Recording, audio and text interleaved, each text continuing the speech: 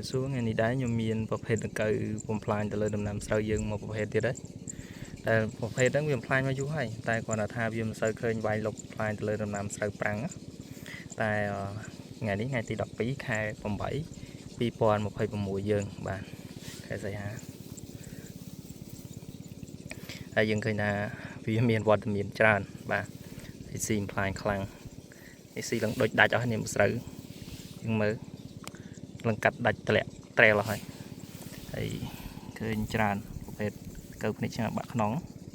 បាទស៊ីច្រើនហើយទីតាំងនេះនៅស្រុកប្រទេសមាសខេត្តកំពតយើងបាទ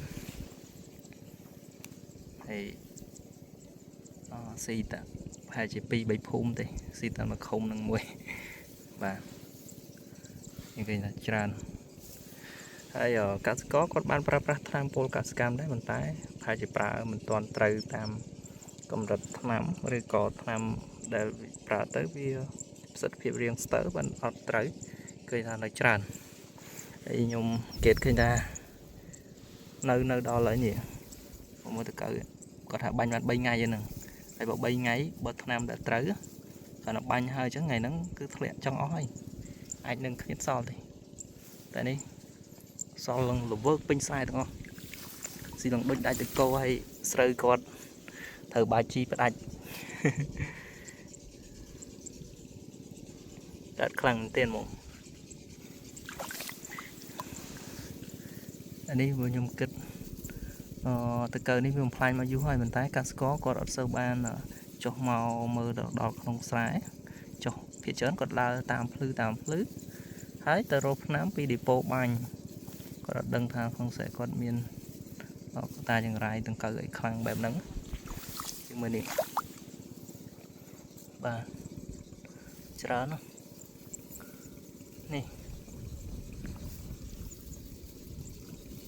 អូដល់នេះគាត់ថាបាញ់ឲ្យបាន3ថ្ងៃហើយទៅកើនៅតែច្រើនអានេះបើតាមចែកទេទាំងកើខ្លាំងអញ្ចឹងយើងគួរតែបាញ់វាឲ្យជោគឲ្យសពល្អបាទចឹងមើលតាមផ្លាញឡើងក្រហមស្រូវនឹងលឿងដុំក្រហមបាទនឹងស៊ីអស់ស្លឹកលេងហ្មងនេះ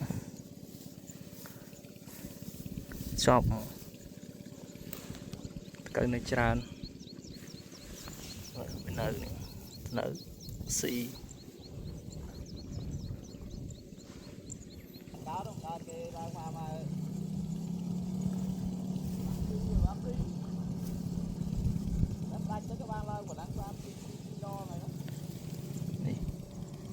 ផ្លាញស៊ីនឹងដូចអស់ឥឡូវថ្ងៃនេះយើងនឹងស្រែនេះវាមានបញ្ហាទាំងលើទាំងកើនឹងផងទាំងលើប្រព័ន្ធឬស្រូវខូចទៀតអញ្ចឹងយើងថ្ងៃនេះយើងនឹងបាញ់កែជាមួយនឹងគាត់បាញ់នឹងកើហើយនឹងបាញ់កែប្រព័ន្ធរឹសច្រើនមែននឹងខ្នាប់ខ្ញុំចុះមកយល់លទ្ធផលក្រោយម្សិលមិញខ្ញុំបានបាញ់ថ្នាំ demo ជាមួយនឹងកសិករដែលបញ្ហាតកៅវាស៊ីកាត់ស្លុកតកៅវងនេះយើងឃើញថាកម្ចាត់បានស្អាតដាក់លងាប់ទាំងដុកឌឺអីក៏ធ្លាក់មកអស់ដែរនេះបាទនេះតកៅដល់ហើយសូមមិញកសិករគាត់បាញ់ឡើងជាប់ពេញជើងខោហើយកសិករគាត់បាញ់ផលិតផលផ្សេងមួយខ្សែហើយបាន3ថ្ងៃអត់ងាប់ជុំស៊ីឡើងដាច់ដូចស្រូវគាត់អស់គាត់ថាស្រូវគាត់ទៅពេញតែ2ថ្ងៃសោះមកវិញស្រូវក្រហមមកលេងតកៅស៊ីដាច់អស់បាច់ជីអត់ឡើងហើយម្សិលមិញហ្នឹងខ្ញុំបានបាញ់តាមតកៅជាមួយគាត់ហើយនឹងបូកជាមួយនឹងជំនួយវិចិញ្ញឬឲ្យគាត់ហើយយើងមើលតកៅដល់ហើយនេះទីតាំងរបស់យើងបាញ់ម្សិលមិញហ្នឹងហើយដោយសារស្រូវយើងពីក្រហមខ្លាំងហ្នឹងតកៅស៊ីដាច់ហ្នឹងនេះបងយើងបាញ់ម្សិលមិញ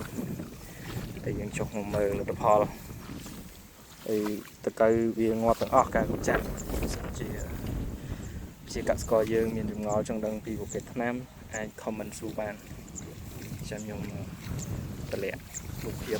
ដកថ្នាំឲ្យមើលងាប់ជាប់